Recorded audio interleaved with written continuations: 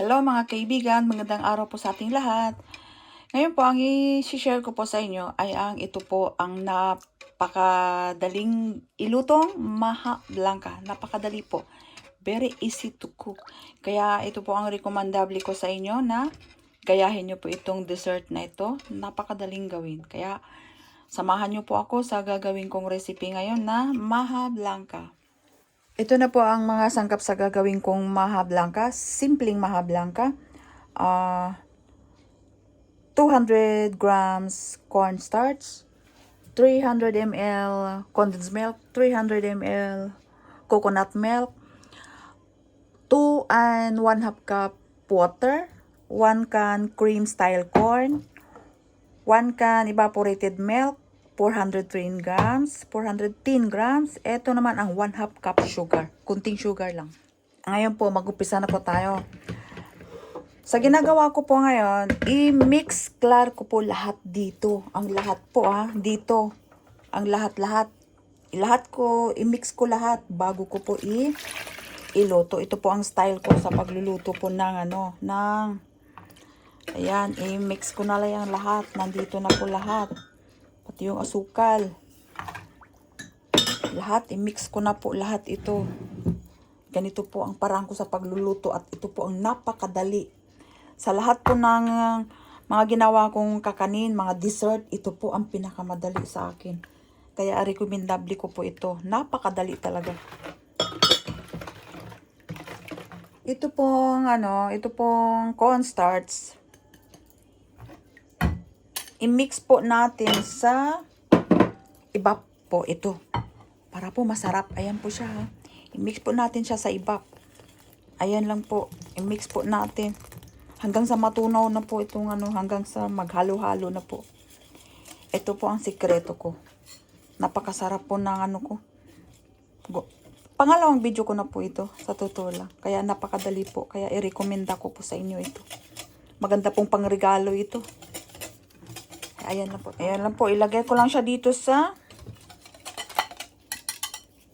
sagatan ko lang po, strainer. Ayan.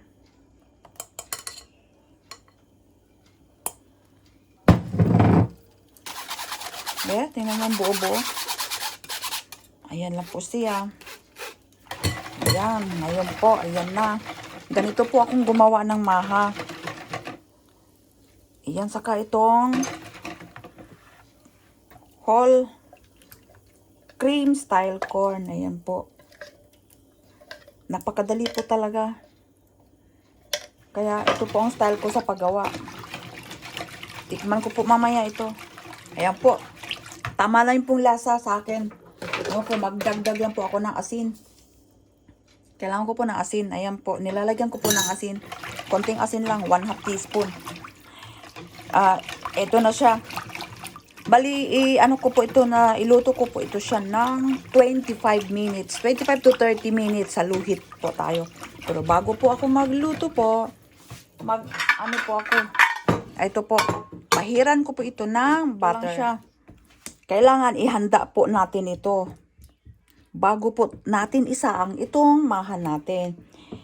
Kasi pag once na naluto na po, kailangan po ilagay po natin kaagad dito sa bandeha. Kaya kailangan ready na itong bandeha natin.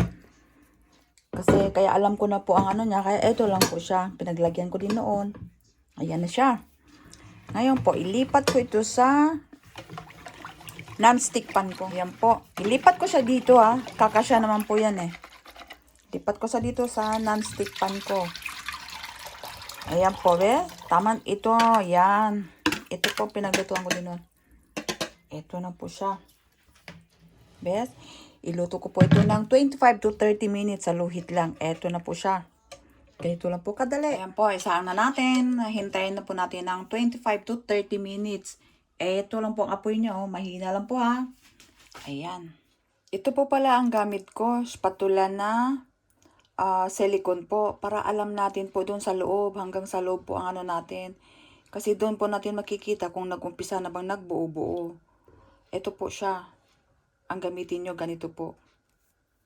Kaya ito na po, nag-umpisa na po siyang mabuo-buo Kailangan wala nang hinto po talaga ito. Continue na ito kasi na po. May buo-buo na. Ngayon po, gamitan nyo na po ng ganito. Ganyan po. Kailangan mahalo po talaga. Ayan siya. I-alternate po yung spatula natin tsaka ito. Ganyan lang. Okay. Malapot-lapot na po. Ayan na. Mag-umpisa ng pahirap ng ano ito. Ayan na siya. Talagang kailangan continuous lang talaga ang kailangan dito. Kaya napakadaling iluto po itong ano na ito, dessert na ito na maha blanca at napakasarap niya. Ayan lang. Ayan, medyo ano na talaga.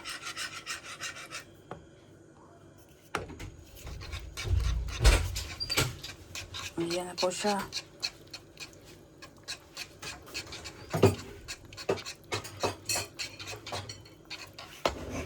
Ayan na po, talaga, pahirap na po siya. Ayan, kunti na lang para mag 25 minutes. Ayan po. 1 minute na lang. Ayan po, kasarap. Ayan po. 25 minutes, eksakto. Ayan, patayin na namin. Ilagay na namin kaagad sa bandeha. Ayan na po, ilagay na namin sa bandeha. Kaagad-agad ah. Kaagad-agad. Ayan. Sa kabila muna, sa kabila. Ayan.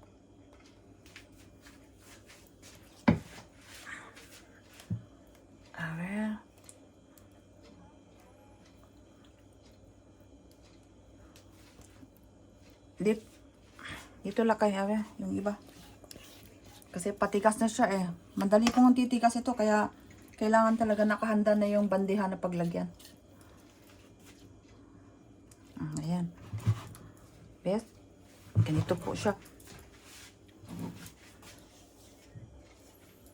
Kaya ganito po oh. Ayan, napakadali lang po. Ng ano natin ngayon, ng dessert natin. Ayan na siya. Tapos saka ko po siya lagyan ng cheese. Maglagay na po tayo ng cheese habang para didikit na yung cheese. Ganyan lang po siya. Bes, napakadali po ng ano na to, ng dessert na ito. Ganyan lang po siya. Pwede rin po yung latik, pero wala kaming nyug dito eh. Ito na lang. Okay, ayan na po siya. Mamaya pag medyo malamig na po, ipapakita ko po sa inyo. Tikman na po natin mamaya. Ito po, malamig na po talaga. Bes, tingnan nyo. Ang lamig na po talaga nito. Ngayon po, maghahati na po tayo ha. Papakita ko po sa inyo.